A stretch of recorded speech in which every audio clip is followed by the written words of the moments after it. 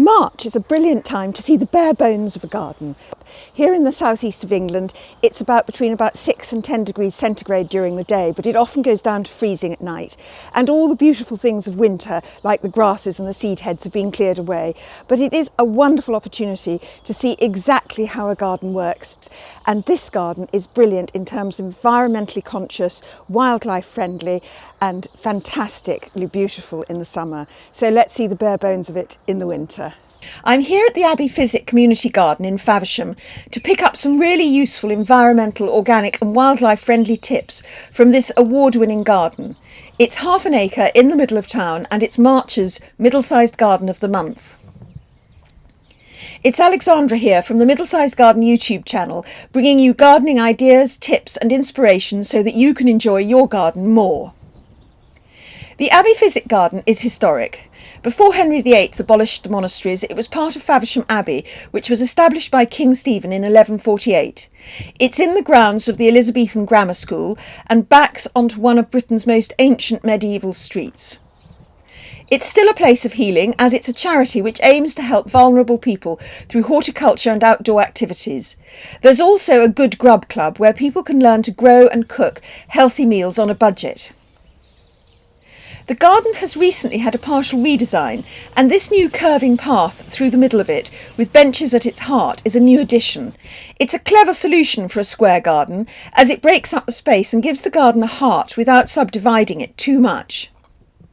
When the beds are filled, the seats will be private, but you won't lose the sense of openness. I'll definitely be back to see it then, so don't miss that video. Let's start with the use of water.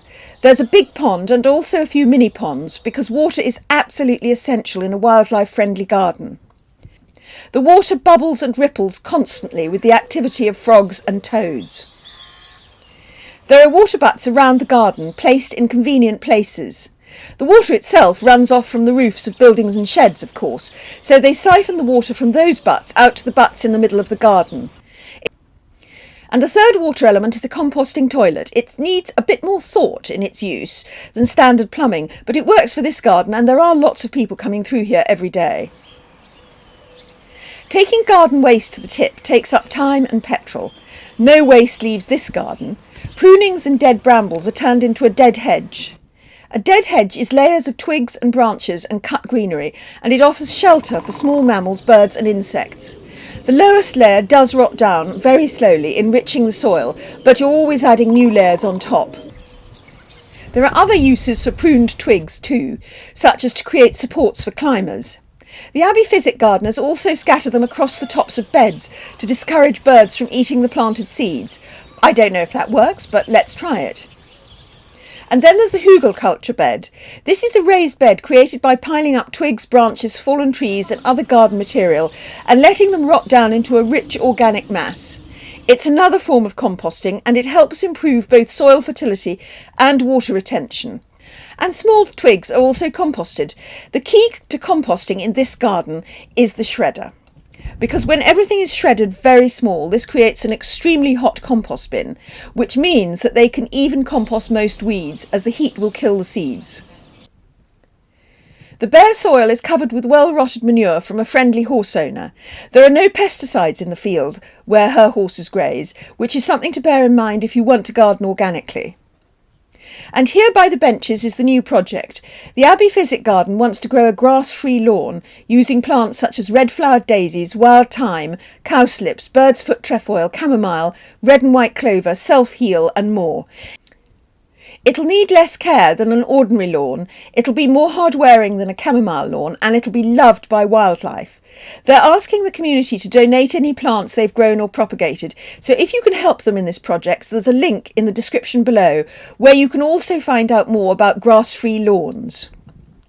There are notices everywhere explaining things. For example, there's how to build a bug hotel and why you need the different elements for different beneficial insects. There are bird boxes and they'll be expanding their beehives soon. The tree and shrub planting is wildlife friendly. Fruit trees offer blossom in the spring and fruit in the autumn. There are essential early flowerers for the pollinators who are just waking up after the winter, such as mahonia, crocus and early blossom. Seeing a garden at this time of year makes it much easier to understand its structure, but this garden looks dazzling in the summer with its profusion of flowers, fruit and veg. I'll be back to show you, so do subscribe to the Middlesized Garden YouTube channel for tips, ideas and inspiration from real gardens for your garden. And if you're ever in Kent, do visit the Abbey Physic Garden and the historic town of Faversham. Both are hidden gems and there are links in the description below.